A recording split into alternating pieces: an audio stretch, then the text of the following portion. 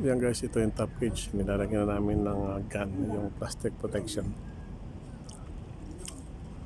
Ang tawag dito sa Western Africa, gun. Yung plastic pipe na yan, plastic tube. Ayan. Lalagyan namin ng protection niya. Makikita niya, sinusutan namin ng plastic tube. Para pag bumalma sa konkreto, pagka binasag siya, hindi nakadikit yung konkreto doon sa bakal. So yan yung pinaka-protection niya para hindi siya maging contaminated.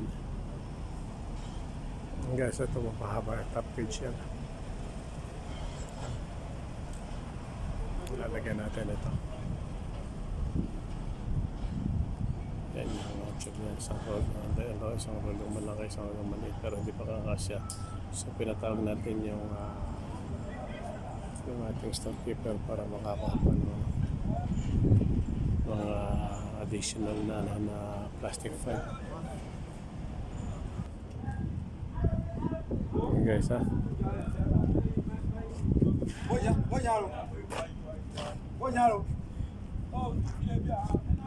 so guys, ito yung gamit natin.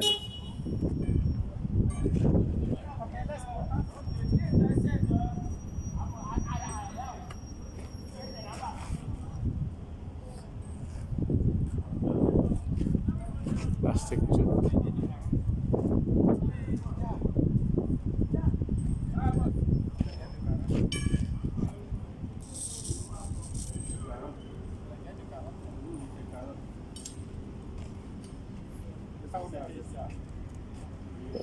Plastic tube guys, ito.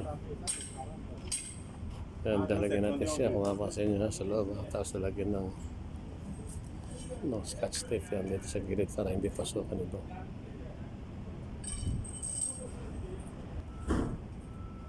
So guys, diretso lang paglagyan natin hanggang matapos. Malapit na matapos na konti lang din.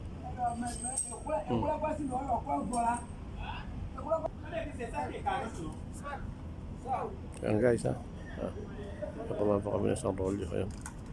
Yan, diretso lang paglagyan natin ng plastic tube.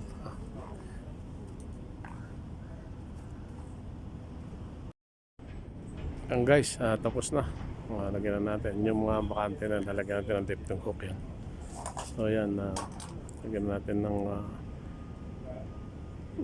plastic cover itong 102 panel 102 para sa panel 102.